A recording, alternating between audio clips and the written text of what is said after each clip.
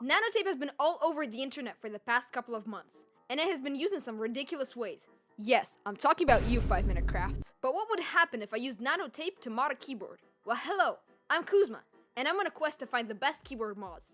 And I might have found one that you might want to look at. I wanted to do a tape mod, but instead of using painter's tape, I used nano tape.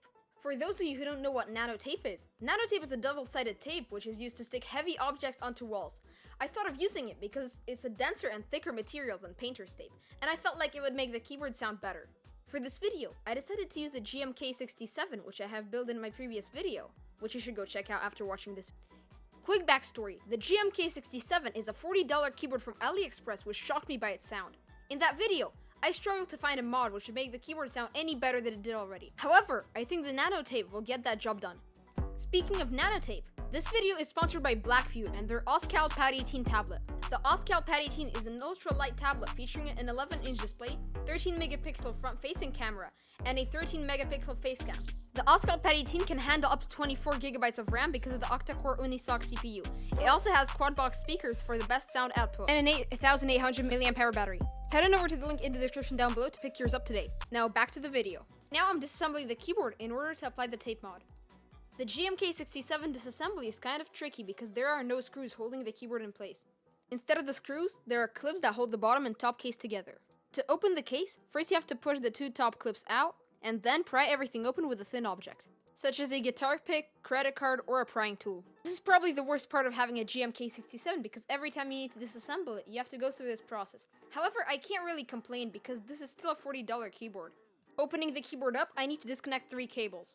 Now, for the part most of you are here for, the nano tape. I'm going to be using random $3 nano tape that I got from the store. The nano tape was very hard to open, however, I have a reputation on this channel of not being able to open boxes.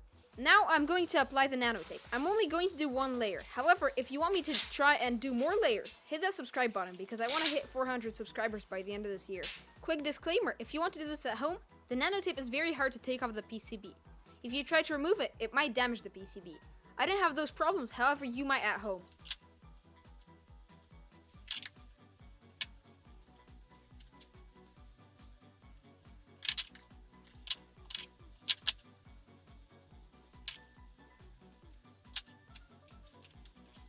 After applying the nano tape, I'm going to put the keyboard back together by inserting the switches in the keycaps.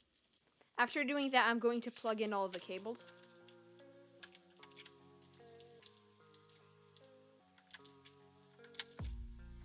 And after that, I'm just going to type a little bit because I wanted to know how it sounds. It sounds really good. And then I'm going to clip the top case back in. And now it's finally time for the sound tests. The first 2 sound tests are going to be recorded with an Elgato Wave 3. There's barely any difference, however, the next 2 sound tests are recorded with the camera mic, and there is an audible difference. In real life, the nano tape mod makes the keyboard sound way deeper than it sounds in the audio.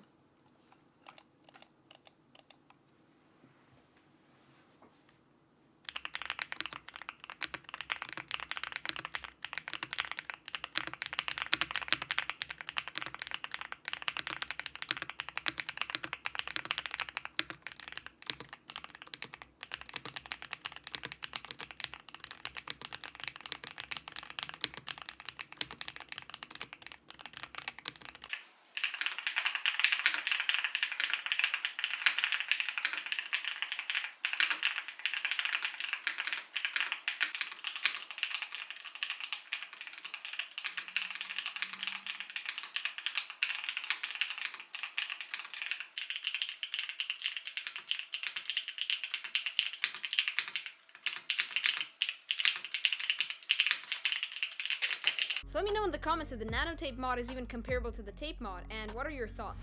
Also, I encourage you to do it if you have any spare nano tape, and I promise you're gonna like the results. If you found this video helpful, feel free to subscribe to the channel or drop a like. Also, comment what I should do next. And with that said, see you in the next one.